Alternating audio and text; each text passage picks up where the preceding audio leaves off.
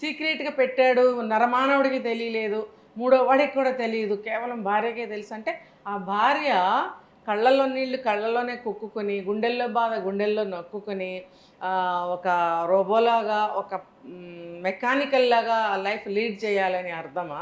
ఆమెకి ఎందుకు ఇష్టం ఉంటుంది రవి? అసలు అసలు జరిగే పని అయినా ఏ స్త్రీ ఒప్పుకోదు.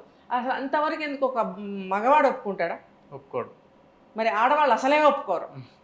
మగవాళ్ళు కొద్ది రోజులకి మర్చిపోయి టేక్ ఇట్ ఈజీ, పోతే పోయింది ఏం చేస్తాం అనుకున్నా కూడా ఆడవాళ్ళు 100% ఒప్పుకోరు. అసలు ఒప్పుకోరు. మగవాళ్ళలో కొంతమంది సెన్సిటివ్ ఉంటారు, లేని వాళ్ళు ఉంటారు. అంటే ఈ శాతం ఉంది, ఒప్పుకునే శాతం ఉంది. మగవాళ్ళలో స్పోర్టివ్గా తీసుకునే వాళ్ళు ఉన్నారు, ఆడవాళ్ళలో ఒక్కళ్ళు కూడా లేరు. మరి అలాగే అందరికీ తెలిసిపోయిన తర్వాత మీరు ఉండద్దు అంటే దాని అర్థం ఏంటి? అందరికీ తెలిసిపోయింది, అల్లరైపోయాం కాబట్టి ఇంకా కలిసి ఉండకూడదు అని నిర్ణయించుకోవాలా?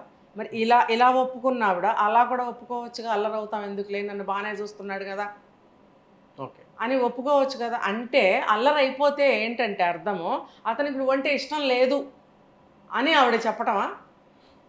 నాకు నాకు వచ్చిన అర్థం అదే వచ్చింది. గుట్టుగా ఉంటేనేమో నువ్వంటే బాగా ఇష్టం ఉన్నట్టు, నువ్వు మామూలుగానే ఉండు, ఒప్పేసుకో. అతను అల్లరి చేశాడు లేకపోతే వేరే విధంగా అల్లరి అయ్యింది అంటే నువ్వంటే అతనికి ఇష్టం, అది ఎలా నిరూపణ చేస్తారు?